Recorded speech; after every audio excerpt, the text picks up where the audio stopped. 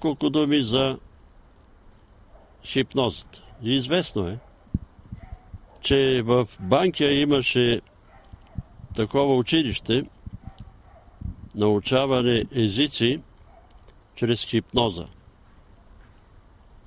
Или релаксация.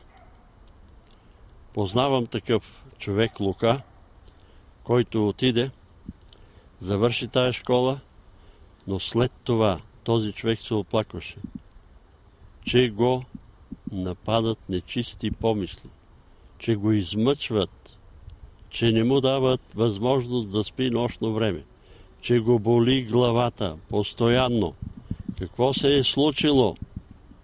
При хипнозата се отваря едно прозорче в подсъзнанието и се дава възможност на такъв предсказвателен дух да се намъкне в този човек и този човек да бъде обсебен.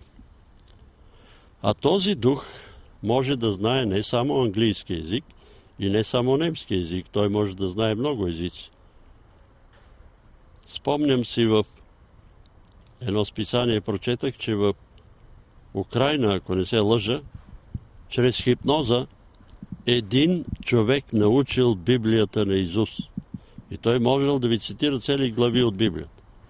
Но когато се събрали една група християни и се помолили за него, този предсказвателен дух да го напусне, този човек бил освободен, настанал мир в душата му, но не можел вече да цитира Библията.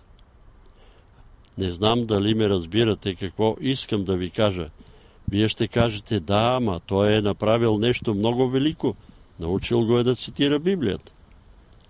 Веднъж един християнин, евангелски християнин, имал видение, че дявола стои на Авона и цитира точно Библията.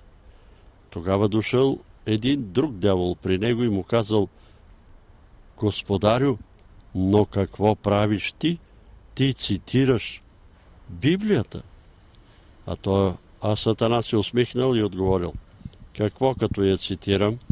Нали няма благодат? Така че каквото и да научите по този начин, няма да имате полза от него.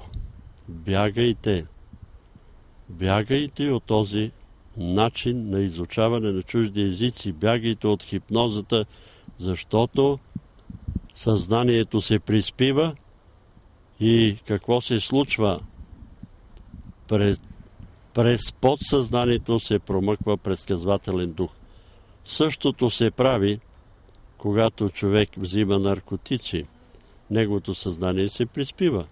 Когато се напие, неговото съзнание се приспива.